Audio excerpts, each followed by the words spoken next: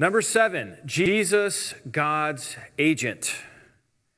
I want to begin by looking at God's messengers, and then I'll look at God's deputies.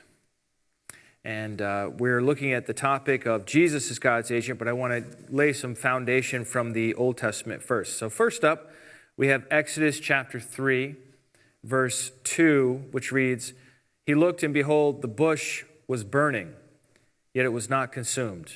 And Moses said, I will turn aside to see this great sight, why the bush is not burned. When Yahweh saw that he turned aside to see, God called to him out of the bush, Moses, Moses! And he said, Here I am. Then he said, Do not come near. Take off your sandals off your feet, for the place on which you are standing is holy ground. And he said, I am the God of your father, the God of Abraham, the God of Isaac, the God of Jacob. And Moses hid his face, for he was afraid to look at God." Who is speaking to Moses here? Naturally, we think, well, that's a silly question, Sean. That's obviously God speaking to Moses. He even identifies himself as the God of Abraham, the God of Isaac, the God of Jacob. But in fact, when we look at the previous part of that verse, verse 2, it says it was an angel. It says, "And the angel of Yahweh appeared to him in a flame of fire out of the midst of a bush." And so the angel of the Lord, or angel of Yahweh, is actually the one in the bush. It's not God. It's an angel. And this is confirmed to us from Acts chapter 7 when Stephen refers back to it. And Stephen says, "Now when 40 years had passed, an angel appeared to him in the wilderness of Mount Sinai, in a flame of fire in a bush." So once again, we have an angel. When Moses saw it, he was amazed at the sight. And as he drew near to look, there came the voice of the Lord. "I am the God of your fathers." Isn't that something? So it's the angel speaking as if the angel is God. Verse 35, "This Moses, whom they rejected, saying, Who made you a ruler and a judge? This man God sent as both ruler and redeemer by the hand of the angel who appeared to him in the bush." So God's angel speaks for him. And I think that's just as simple as it is. It seems like there's a lot of confusion on the burning bush and Exodus 3 and God and the angel. Look, the angel, we know from the text, was there. We also know from Stephen looking back on it, was an angel, not actually God himself, the infinite creator of everything, in a little bush, right? That makes sense. But what throws people off is that the angel speaks as if the angel is God. The angel says, "I am Yahweh, your God, the God of Abraham, Isaac, and Jacob." And so that's very difficult for people because they think, well, this angel is taking these divine prerogatives and claiming these authorities, which are obviously not true. Well, I don't think this is really a problem for the Bible because nobody addresses it. In fact, I think this is just the way it works. Now, some people have claimed, ever since like about a century, a little more than a century after Christ, about 120 years after Christ, we had Christians starting to claim that the angel of the Lord just is Jesus before he was born. Now, my first thought on that is that the Bible never makes this point. The Bible never says, Jesus never says, "I was the angel of the Lord. I appeared to Moses." Jesus could have said that if that's what he wanted to say, but he didn't. So the Bible never makes that point. So if we are going to make the point that the angel of the Lord is the pre-existent Jesus, that's our point. That's not the Bible's point. It's our point. And it rests on this idea that the angel of the Lord is a specific individual in all cases. So in Exodus 3:2, we read in the English Standard Version, "And the angel of the Lord appeared to him." So this idea of a definite, right? The angel of Yahweh, or the angel of the Lord. And so the theory goes that every time it says the angel of the Lord, it's referring to the same individual. But other translations don't take it in this definite way. For example, the Jewish Publication Society says, "an angel of the Lord." Robert Alter's translation says, "and the Lord's messenger." So the word Lord is definite, but the messenger is not. This is a third Jewish, these are all Jewish translations, by the way. The Shotgun Bible says, "and Yahweh's messenger." And then the Stone Tanakh says, an angel of Hashem appeared to him. So the text does not demand, the Hebrew construction does not demand that this angel is a specific angel of Yahweh, and that is the same one each time it says the angel of Yahweh. It could just be an angel of Yahweh.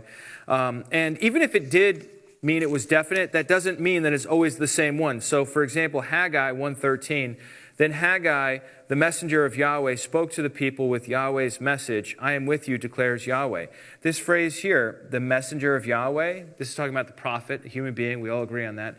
It's exactly the same phrase. In the Hebrew, it's angel of Yahweh. It's the same exact phrase used of the angel in the burning bush.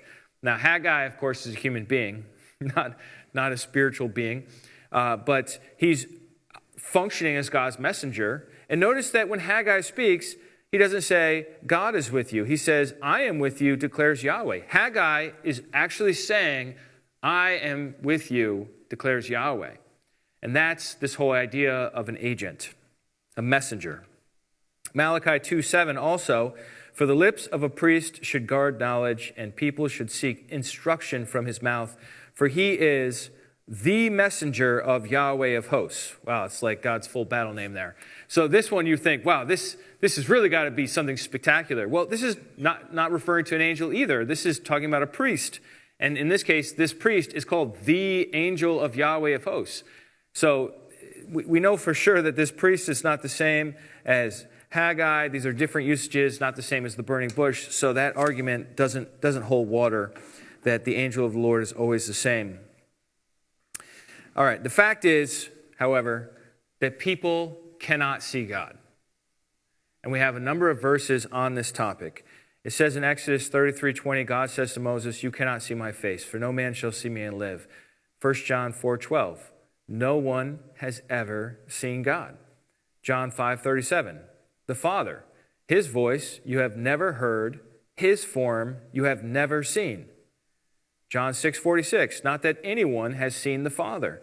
And 1 Timothy 6:16, who alone has immortality, who dwells in unapproachable light, whom no one has ever seen or can see. So what is going on here? The Bible says, and these are later parts of the Bible, especially John and 1 Timothy, they're referring back to everything that came before, and they're fully aware of the burning bush incident. They're aware of the Sinai revelation where God came down on the mountain, and yet they're still saying, look, nobody's ever seen God. You can't even see. He's invisible. He's in an unapproachable light.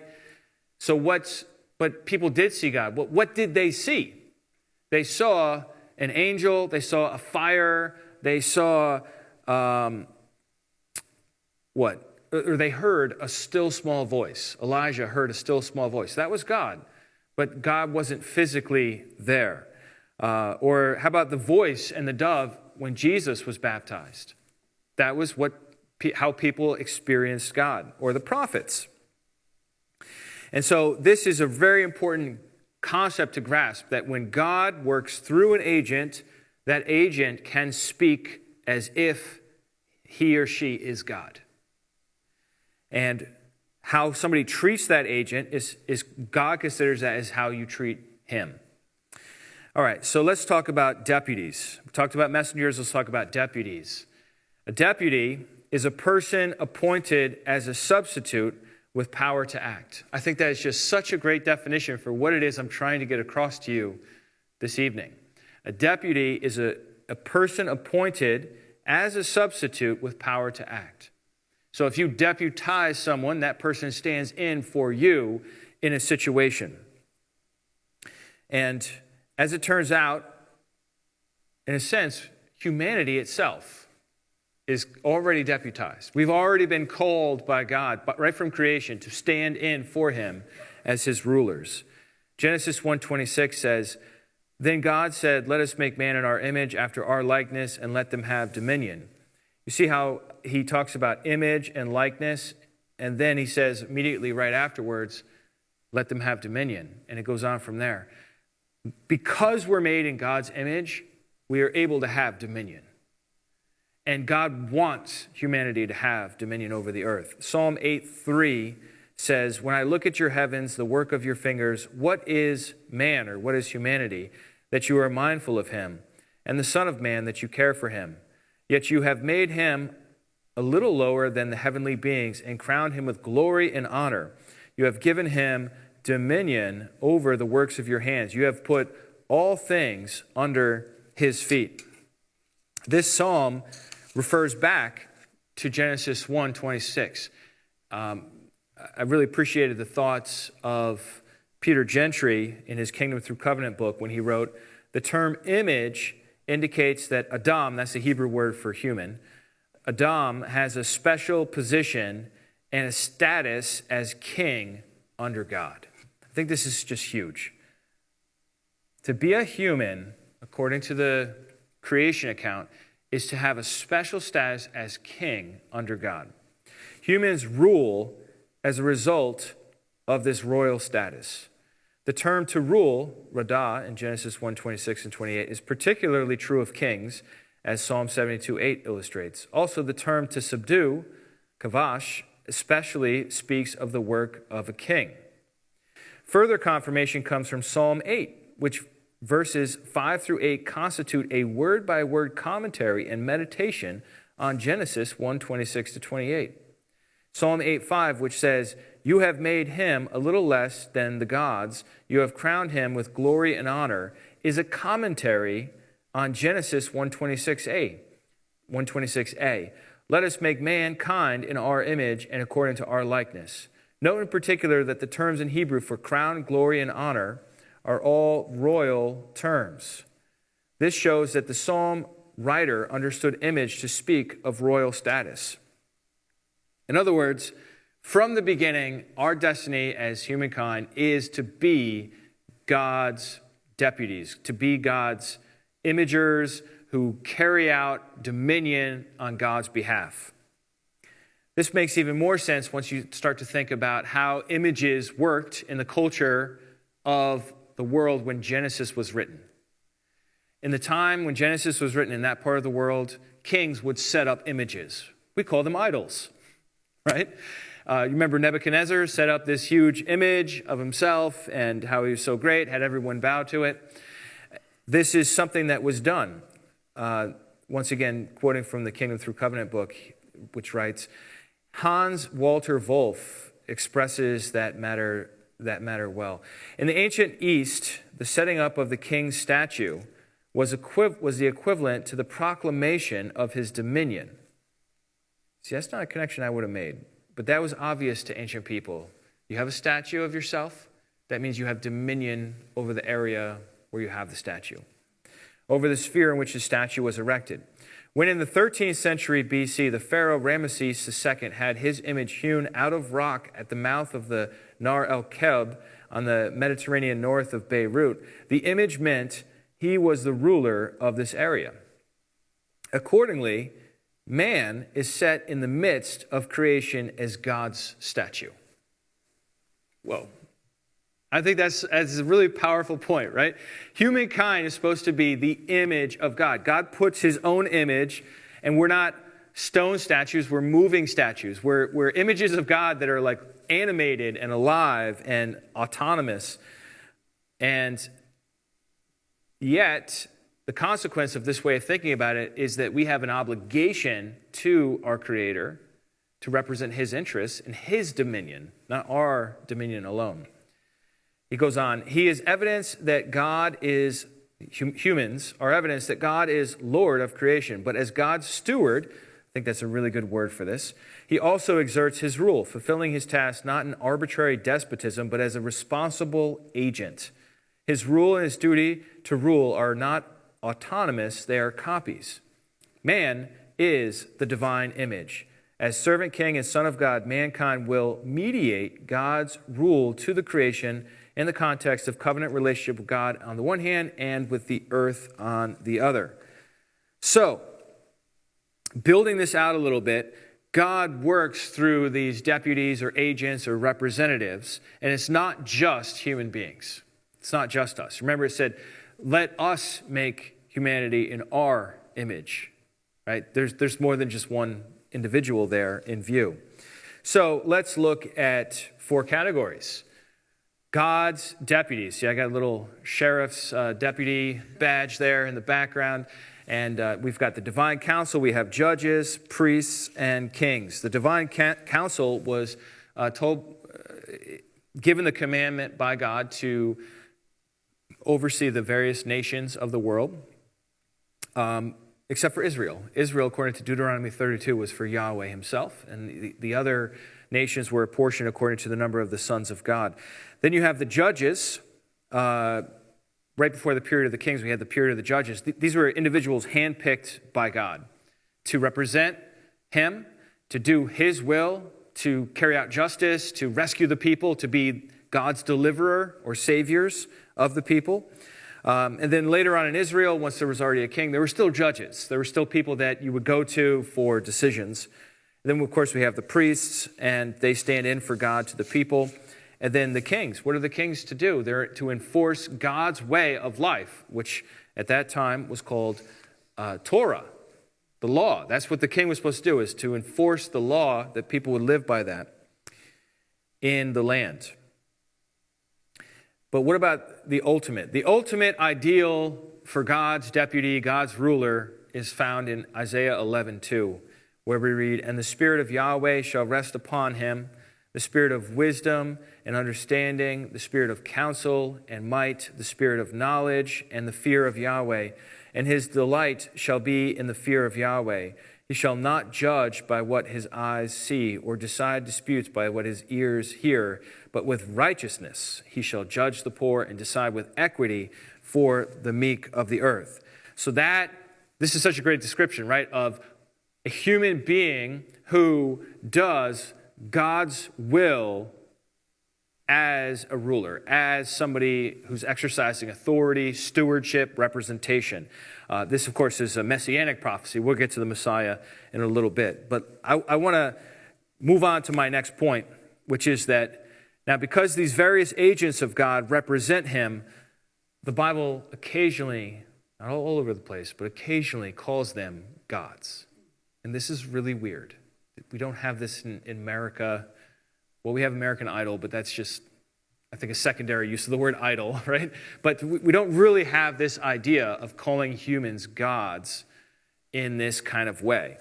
Let me say it again. Because these various agents of God represent him, the Bible calls them Elohim, which is the Hebrew word for God, capital G or lowercase g, God, or gods. So we have something similar to this in our culture. We have the police, and if the police come and knock on your door, they don't say, "Officer Brown, open up." What do they say? "Police! Police!" But that's not the police. That's just one officer. So they're claiming to represent. They're claiming their identity on the basis of who they represent, not on the basis of who they are individually. And then the FBI, of course, the FBI bursts into the back room of the restaurant where the shady crimes are being committed, and they shout, "FBI!" Right? They don't say, "Oh, I'm Agent Scully and I'm here to arrest you." No, they shout "FBI," and that's what they put on the backs of those little windbreakers they wear, at least on TV. Who knows if those happen like that in real life? And you notice they don't have names on each one. They're just like, collectively, we are FBI, and that's what you need to know. They're not the FBI. Each one individually is not the FBI. Each one individually is a representative or an agent, FBI agent, of the FBI. So we have this in our culture a little bit. We also have the power of attorney, very similar kind of idea where somebody can sign over authority for another person to act on their behalf. And so this is how God has chosen to do things. Let's look at some of these examples. Let's look at the divine counsel first. Psalm 8:5. We already had seen it. I didn't really comment on it, but it says, "Yet you have made him a little lower than the heavenly beings." This phrase, heavenly beings, is actually just the Hebrew word Elohim. And in Hebrews 2:7, it says, "You made him," where this is quoted, "you made him for a little while lower than the angels." So we see a nice, very simple equation here where two parts of the Bible are saying the same thing using different words. And that's a really helpful way to figure out synonyms when you have this. And so Elohim can be translated God, can be translated gods, can be translated heavenly beings, or angels. And that's important because our word God doesn't do all that. Our word God is more limited than all of this flexibility or fluidity, as they call it. Here's another example, Psalm 82, verse 1. God has taken his place in the divine council. In the midst of the gods, he holds judgment. Now he's going to talk to the gods. How long will you judge unjustly and show partiality to the wicked? Selah. Give justice to the weak and the fatherless. Maintain the right of the afflicted and the destitute. Rescue the weak and the needy. Deliver them from the hand of the wicked. They have neither knowledge nor understanding. They walk about in darkness. All the foundations of the earth are shaken. You get the impression that the whole world is a mess. Injustice is reigning supreme rather than justice.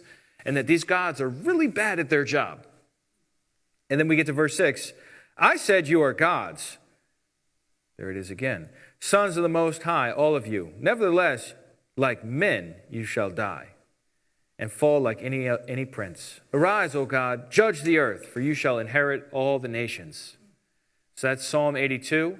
God had apportioned these other nations to the realm of these other gods, or sons of God, as they're called in other places, and they did a bad job. And so the psalmist is saying, arise, God, go take the nations, go do something, fix this problem.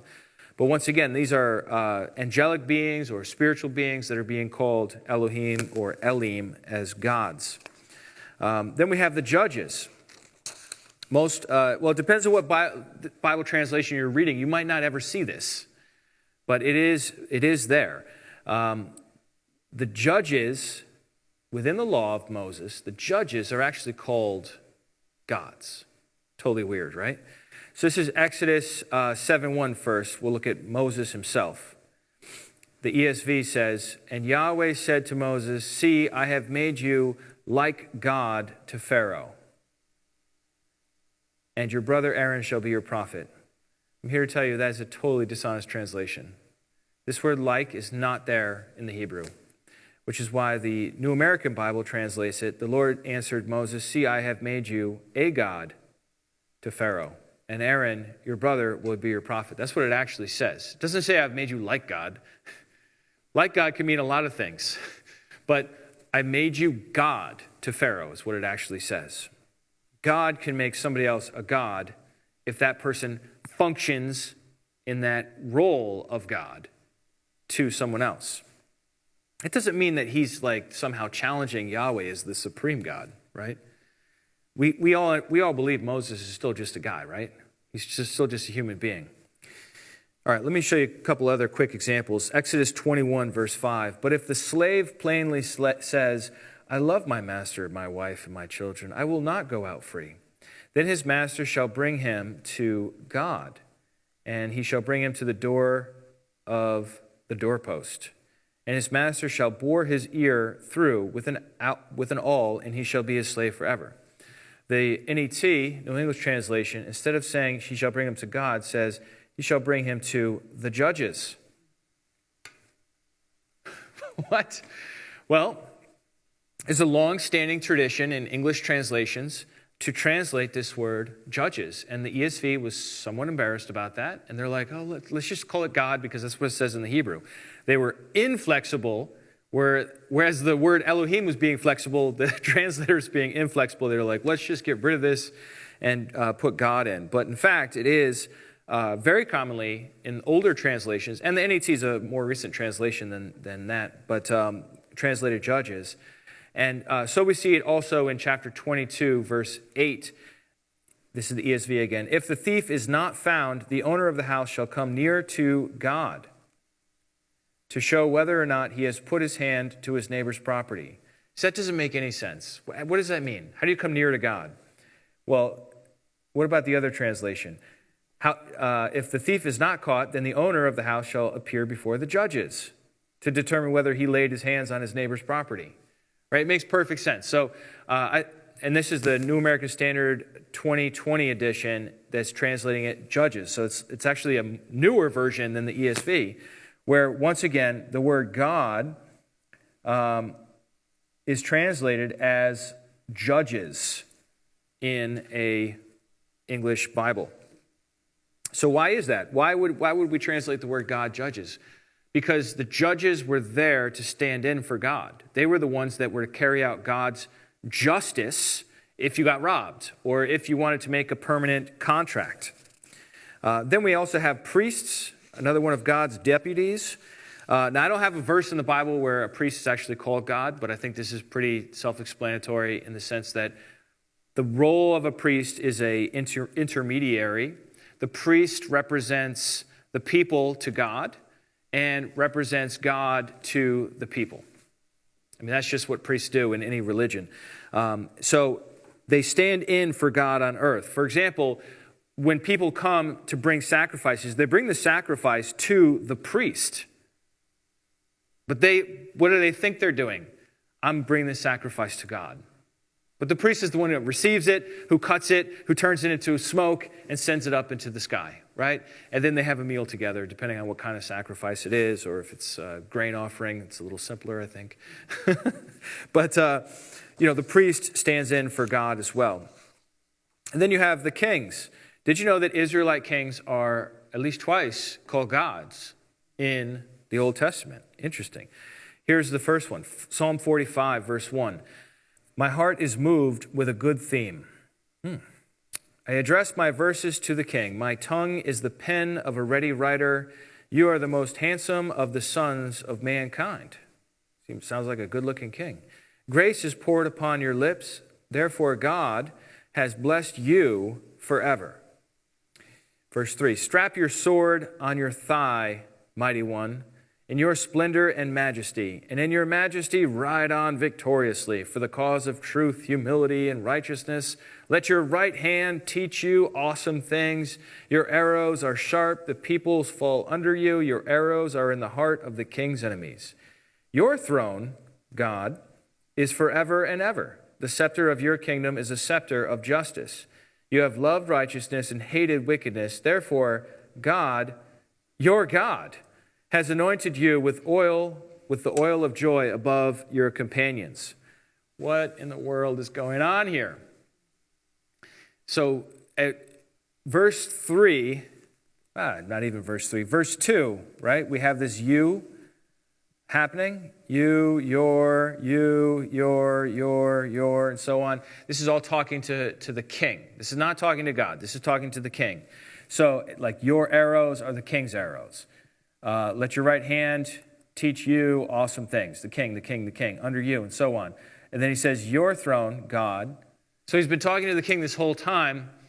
So it doesn't make sense to say in verse 6, now he's switching to talk to God. And if you do think he's now switching to talk to God, you've got a real problem in verse 7, because now God has a God.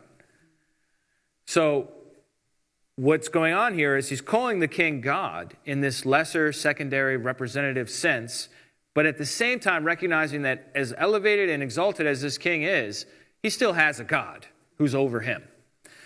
And I wanted to read you a little statement about this from the commentary on the New Testament use of the Old Testament, which reads, the punctuation and syntax of the Masoretic text, that's the Hebrew, support the reading, your throne, O God, is forever and ever.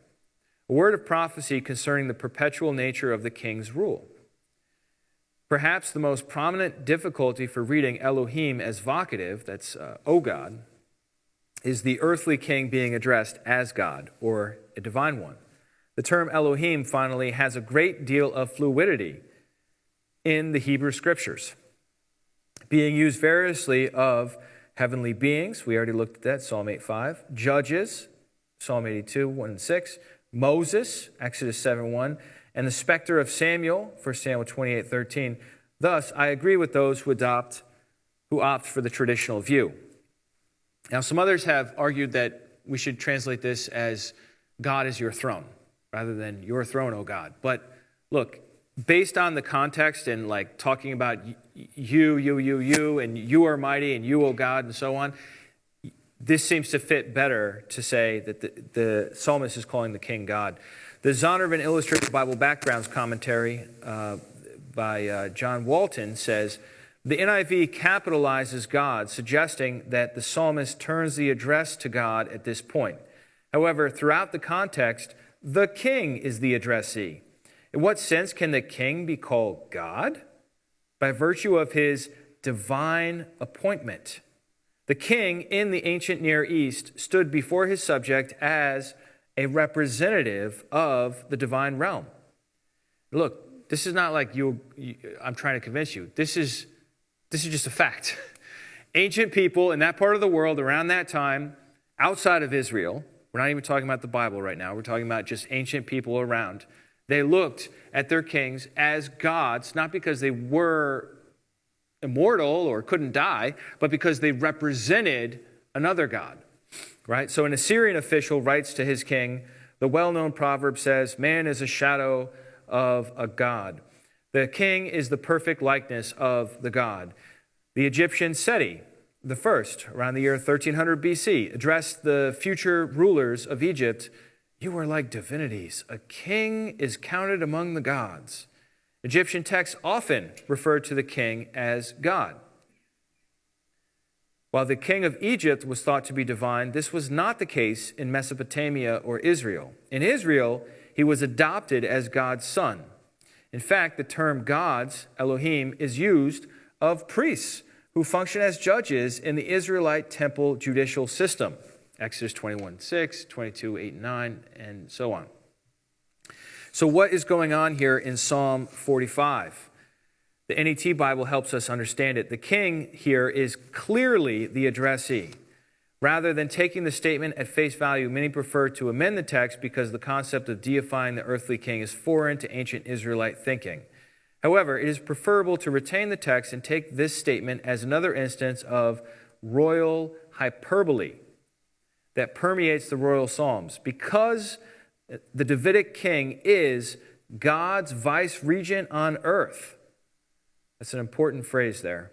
The psalmist addresses him as if he were God incarnate. Okay? This is not even talking about Jesus. This is just some ancient Israelite king. And the poet, I mean, actually, if you read Psalm 45 all the way through, he's getting married. There's a queen, and it's obviously not talking about Jesus in its original context. Okay? I think it can apply to Jesus in a secondary sense, as in a foreshadowing type sense, as we'll see in a few minutes here. But originally, this king is just like doing really well at life, and the poet is coming up with the best stuff to say at court. And what is he saying? He's saying, oh, you're God. But then he says, but you have a God as well. And so he's addressed him as if he were God incarnate. God energizes the king for battle and accomplishes justice through him. A similar use of hyperbole appears in Isaiah 9:6, where the ideal Davidic king of the eschaton is given the title Mighty God. Very similar kind of thing. So let's go to Isaiah 9:6 now. For to us a child is born, to us a son is given, and the government shall be upon his shoulder, and his name shall be called Wonderful Counselor, Mighty God, Everlasting Father, Prince of Peace. And it talks about the government being on his shoulder and so on, and that the zeal of Yahweh will bring this to pass. So Isaiah 9:6, we already looked at this as a name, but now we want to dig a little deeper and consider what is another way of thinking about this phrase, El Gibor, or Mighty God, and what could that possibly mean? Because we understand this to refer to Jesus, right? So we're going to hold Jesus out of it for a second, but we're going to come back to Jesus shortly. Once again, the NET Bible says, there is a great debate over the syntactical structure of the verse. No subject is indicated for the verb he called. If all the titles that follow are ones given to the king, then the subject of the verb must be indefinite, one calls. However, some have suggested that 1 to 3 of the titles that follow refer to God, not the king. For example, the traditional punctuation of the Hebrew text suggests the translation, and the wonderful advisor, the mighty God, called his name, Everlasting Father, Prince of Peace. So this is a translation issue. It's a legitimate translation issue. The NET Bible is not some weird out there Bible. It's a mainstream Bible put out by the Dallas Theological Seminary people overwhelmingly evangelical in its theology, and yet it's saying, well, this is another translation possibility. But what if that translation possibility is wrong? And Isaiah 9:6 really is calling this human mighty God. What could that possibly mean? El Gibor, that's the words translated mighty God, is an attributive adjective, though one might translate God as a warrior or God as mighty. Scholars have interpreted this title in two ways. A number of them have argued that the title portrays the king, this is the key part, the king as God's representative on the battlefield, whom God empowers in a supernatural way. They contend that this sense seems more likely in the original context of the prophecy. They would not suggest that having read the New Testament, we might in retrospect interpret this title as indicating the coming king's deity, but it is unlikely that Isaiah or his audience would have understood the title in such a bold way. Psalm 45:6 addresses the Davidic king as God because he ruled and fought as God's representative on earth. Ancient Near Eastern art and literature pictured gods training kings for battle, bestowing special weapons, and intervening in battle. According to Egyptian propaganda, the Hittites described Ramesses II as follows: "No man is who is among us. It is Seth, great of strength, Baal in person. Not deeds of a man are these his doings. They are of one who is unique." According to proponents of this view, Isaiah 9:6 probably envisions a similar kind of response. When friends and foes alike look at the Davidic king in full battle regalia, when the king's enemies oppose him on the battlefield, they are, as it were, fighting against God himself. Now look, I know I'm reading to you a lot, okay? I realize that. And I'm doing that for a couple of reasons. One is because this is so weird that I fear if I just told you what I have discovered and believe, you would say, "You're just making that up, man.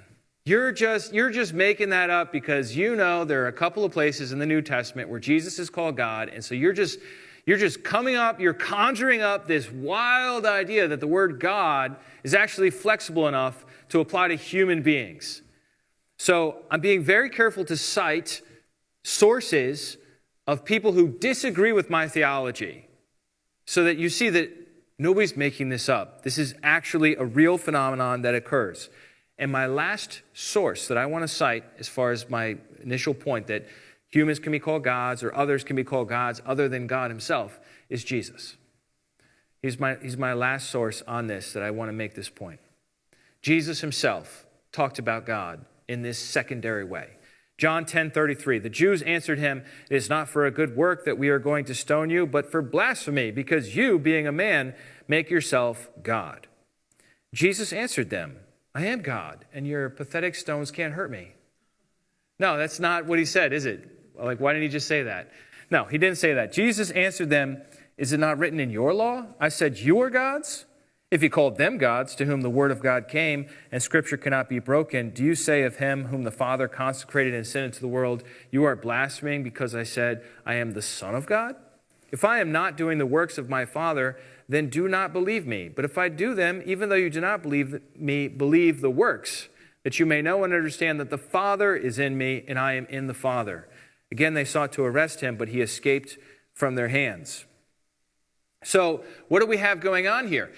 They think Jesus is claiming to be God. Jesus responds by saying, well, doesn't it say in the law that I said you are gods? And if those who receive the word of God can be called gods, then what's the big deal?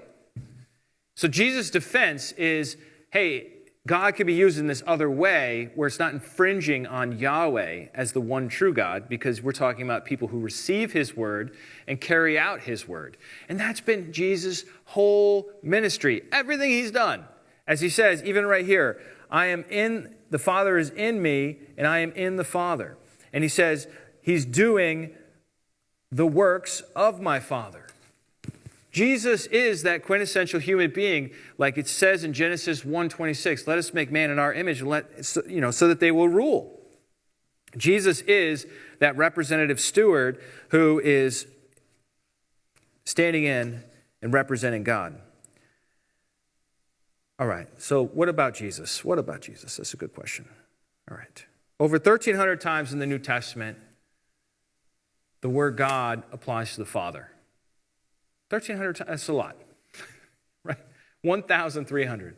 But what about Jesus? Is Jesus called God? We saw messengers and rulers are called gods. What about Jesus? If Moses is called God, Exodus 7:1, I already showed you that, and Jesus is a prophet like to Moses, I would argue Jesus, like it says in Hebrews, is way better than Moses, then Jesus should be called God. If messengers are called gods, Jesus brings the ultimate message of the good news. If the judges are called God, Jesus is the judge of everyone, right? He's the ultimate judge. If the priests stand in for God, what about Jesus, who is the high priest after the order of Melchizedek in heaven itself, the holiest place imaginable, right next to God? Then, yeah, that makes sense. What about the kings? This Davidic king who's getting married in Psalm 45 is getting called God. Jesus is the Davidic king. Jesus is the king of all other kings. So in all these senses, Jesus checks every box. Yep, check, judge, prophet, messenger, king, and so on. And not only does he check all the boxes, he outperforms all of the previous examples. So I would say that actually if Jesus is not called God, I would be suspicious. I'd be like, wait a second. That's weird. And so, in fact, what we see in Hebrews 1:8 is that Jesus is called God. Hebrews 1:7 says, of the angels, he says, he makes his angels winds and his ministers a flame of fire. That, I think, refers to the burning bush. You remember how we started? I talked about how there was an angel in the bush and people get all confused. They're like, oh, it's God. It's like God's avatar or something. No. It says it's an angel. Just don't complicate it, okay? It's an angel, but speaking as if that person is God because it's God's minister. So the angels are his ministers, his servants. Verse 8, but of the Son, he says, your throne, O God, is forever and ever. The scepter of uprightness is the scepter of your kingdom. You have loved righteousness and hated wickedness. Therefore, God, your God, has anointed you with the oil of gladness beyond your companions. So what's going on here? The author of Hebrews is making the argument that Jesus is superior to the angels, right? To the angels, he says, oh, you guys are like winds and ministers, right? You're winds and ministers. That sounds cool, I guess. But of the Son, he says, your throne, O God, right? So the point, the rhetorical point is to elevate Jesus above the angels, but not in a sense of his substance, but in the sense of his authority, because he's talking about his throne.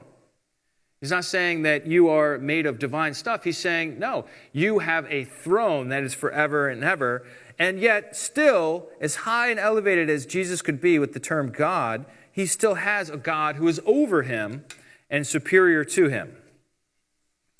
All right, now, once again, lest you accuse me of making all this up, I want to conclude by showing you dictionary definitions.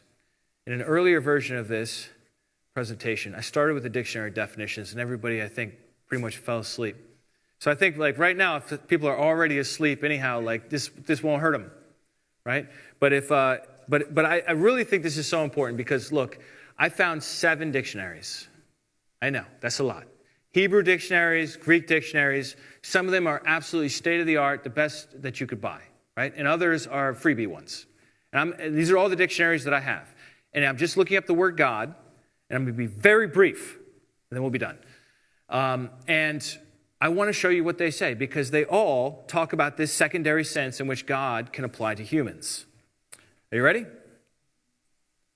Never been so excited to look at a dictionary. All right. First up, the Hebrew Aramaic lexicon of the Old Testament, also called the Halot. Under definition 3, B, for the word Elohim, the word God, says Moses in God's place. For Aaron, Moses for Pharaoh. That's the definition for the word God. One of the definitions is Moses. The Brown, Driver, and Briggs Hebrew lexicon. Definition 1A, rulers, judges, this is my favorite part, either as divine representatives at sacred places or as reflecting divine majesty and power. So the word God applies to a representative or one who reflects God's majesty and power. And then under definition 2D, it says, a godlike one, Moses, in relation to Aaron, in relation to Pharaoh, the Messianic king, O God. Then it references Psalm 45:7. Eerdmans Dictionary, the most frequent generic name for God in the Old Testament. Then it goes on a little bit from there. It says, a nuance, this is towards the end of the definition. You got to dig for these. A nuance of great importance also underlines the limited use of Elohim for living humans. Moses will be as God / a God to Aaron and Pharaoh. And the king can be called God in comparison to his subjects, Psalm 45. Kohlenberger / Mount's Concise Hebrew Aramaic Dictionary says, any person characterized by greatness or power, mighty one, great one, judge. Bauer, Danker, Arndt, Gingrich, Greek English Lexicon of the New Testament, which we usually just call the BDAG because it's shorter. Definition 4 says that which is non-transcendent but considered worthy of special reverence or respect, under letter A, of humans. Humans are called gods in the Old Testament also. Exodus 7:1, 22:27. Of Caesars. This is going outside the Bible to other Greek literature. Yeah, Caesar's called God for honors accorded. They have another example of a physician who is addressed as God, a high official, or of a benefactor. Freeburg Greek Lexicon, definition 5, figuratively, this is a New Testament, theos, of persons worthy of reverence and respect as magistrates and judges, gods, John 10:34.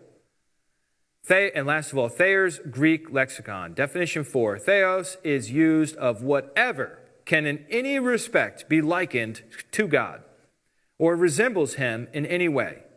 Hebraistically equivalent to God's representative or vicegerent of magistrates and judges. John 10:34, Psalm 82, and so on. So I know what you're thinking. You're thinking, Sean, that's great, but what is a vicegerent? Glad you asked that. A vicegerent is not a word I use every day, but it's the perfect word for what we're talking about. And I think it will be a nice way to end this little exploration. A vicegerent is a person exercising delegated power on behalf of a sovereign ruler. A person regarded as an earthly representative of God or a God, especially the Pope. So we'll set the Pope to the side. That's not really what we're talking about. We're talking about within the Bible's times itself. But so somebody can be called God because they are a person exercising delegated power. Let's review. Number 1, God works through agents, whether messengers or deputies. Number 2, when messengers speak for God, they speak as if they are God because they are his agents. Number 3, God's original intention for making humanity in his image was that we would rule over the world for him. Number 4, God's representatives include his divine council, judges, priests, and kings. Number 5, because God's agents represent him, the Bible occasionally calls them God's uppercase or God's lowercase, depending on the translation. Number 6, as God's supreme agent, the Messiah is properly called God in this secondary sense, Hebrews 1:8. And number 7, out of the